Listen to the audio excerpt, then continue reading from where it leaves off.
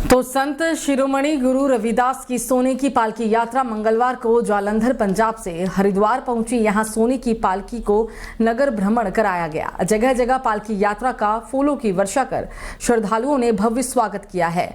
पुल जटवाड़ा पर समाज सेवी राजवीर सिंह कटारिया और बार संघ के पूर्व अध्यक्ष एडवोकेट सुशील कुमार के संयोजन में ही पालकी यात्रा में जालंधर से पधारे संत बाबा निर्मल दास, संत परमजीत दास, श्रवण दास, संत इंद्रदास, संत निर्मल दास, संत गुरु सतपाल दास का माल्यार्पण कर स्वागत भी किया गया है। संत बाबा निर्मल दास ने कहा कि संत शिरोमणि गुरु रविदास के जीवन आदर्शों से समाज को प्रेरणा मिलती है। उनके द्वारा दिए गए ज्ञान का प्रचार प्रसार करना चाहिए। शिक्षित समाज ही राष्ट्र की उन्नति में अपना योगदान दे सकता है। राजवीर सिंह कटारिया और एडवोकेट सुशील कुमार ने कहा कि संत शिरोमणि गुरु रविदास के जीवन आदर्शों को आत्मसात कर समाज को गति प्रदान करें। पूर्व विधायक देशराज कर्णवाल ने कहा कि संत शिरोमणि गुरु रविदास सामाजिक समरसता के सच्चे संवाहक थे। मेहरचंद दास ने कहा कि दलित समाज के उत्थान में सभी को एकजुट होकर प्रयास करना चाहिए। संस्था बना रही है। हमारे गुरु रविदास महाराज जी का यहाँ आश्रम है, भगवान रविदास आश्रम, बेगमपुरा, निर्मला सोनी, हरिद्वार। तो वहाँ हमारे आश्रम में ये पालकी महाराज जी की हम पालकी लेकर आए हैं गोल्ड की।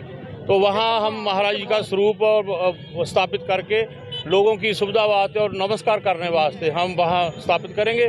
तो प्रसाद तैयार करके अरदास करेंगे। तो 26 तारीख को हम गुरुपर्व मनाएंगे। तो खबर उधम सिंह नगर जिले के केलाखेड़ा से, जहां आपसी रंजिश के चलते युवक के साथ जमकर मारपीट की गई। मिली जानकारी के अनुसार केलाखेड़ा के सरकारी गांव चरण सिंह ने पुलिस प्रशासन से इंसाफ की गुहार लगाई है। वहीं कुलदीप सिंह ने बताया है कि कुछ लोग हमारे घर के सामने एक युवक को मारने पीटने लगे और इन लोगों ने हो रही लड़ाई झगड़े को बचाव का काम भी किया, लेकिन दूसरे पक्ष के लोगों ने हमारे खिलाफ कार्रवाई करने की मांग की। वहीं पीड़ित कुलदीप सिंह ने पुलिस प्रशासन से इंसाफ की गुहार लगाई और कहा है कि हमें इंसाफ मिलना चाहिए। केलाखेड़ा से ये पूरा मामला हम आपको बता रहे हैं। तस्वीरें आपकी टीवी स्क्रीन पर। आपसी रंजिश के चलते युवक के साथ जमकर मारपीट की गई है। मामला ये है कि जो राजेंद्र सिंह हमारे घर पर दूध लेने आता है, तो ये हुआ जो सोना सिंह पुत्र बचन सिंह और इसके जो मसेरे भाई हैं, सब जने मिलके उसको मारपीट करने लगे।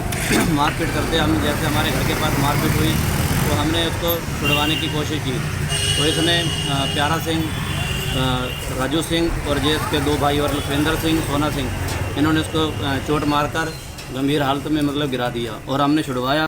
तो रुख अगली खबर की ओर। प्रधानमंत्री नरेंद्र मोदी ने गढ़वाल जिले में स्थापित केंद्रीय संस्कृत विश्वविद्यालय रघुनाथ कीर्ति परिसर देवप्रयाग का वर्चुअली उद्घाटन किया है। लगभग 126 करोड़ रुपए की लागत से देवप्रयाग में रघुनाथ कीर्ति परिसर की स्थापना की गई है।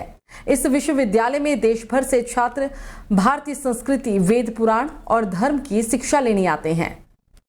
उत्तराखंड पारंपरिक विद्याओं के लिए देश विदेश में जाना जाता है। वेद, ज्योतिष, व्याकरण, संस्कृत के प्रचार प्रसार में उत्तराखंड वासियों का अहम योगदान रहा है। साल 1908 में एक महाविद्यालय की स्थापना देवप्रयाग स्थित निरसिंहांचल में हुई थी, जहां अध्ययन और अध्यापन करने वाले विद्वानों ने लाहौर, इलाहाबाद, आगरा, काशी जैसे स्थानों में प्रवास कर अध्यापन काम किया। इस महाविद्यालय की स्थापना के ठीक 108 साल बाद साल 2016 में भारत सरकार ने रघुनाथ कीर्ति महाविद्यालय का अधिग्रहण यहां केंद्रीय संस्कृत विश्वविद्यालय के अभिन्न परिसर यानी कि रघुनाथ कीर्ति परिसर की स्थापना की गई है। ये बहुत गर्व की बात है, अभिमान का विषय है। देवभूमि देवप्रयाग के इस संगम क्षेत्र से आज हमारा एक भारतीय सभी भारतीयों के लिए जो देव भाषा है उसका विस्तार के लिए एक बहुत बड़ा परिसर का उद्घाटन हो गया है। माननीय प्रधानमंत्री जी और शिक्षा मंत्री जी धर्मेंद्र प्रधान जी ऑनलाइन माध्यम से उसका उद्घाटन किया और सभी IIT IIM उनके साथ केंद्रीय संस्कृत विश्वविद्यालय का भी 2 परिसरों का, खास करके देवप्रयाग का इस परिसर का उद्घाटन हुआ है। ये सनातन का गौरव काल है और उत्तराखंड का सबसे बड़ा ये संस्कृत विश्वविद्यालय का परिसर। यहाँ देवप्रयाग जो देवभूमि है, तीर्थ भूमि हमारी, यहाँ पहले लोग बोलते थे संस्कृत बढ़ावा क्या कर सकता है, अब लोगों में एक विश्वास जगा है कि संस्कृत पढ़ावा क्या नहीं कर सकता। हेल्थ से लेके, एजुकेशन से लेकर के, वेल्थ क्रिएशन से लेकर के, बिजनेस से लेकर के, विधायिका, कार्यपालिका, न्यायपालिका में, मीडिया में, समाज जीवन के हर क्षेत्र में संस्कृत पढ़ने वालों ने नव कीर्तिमान स्थापित किए हैं।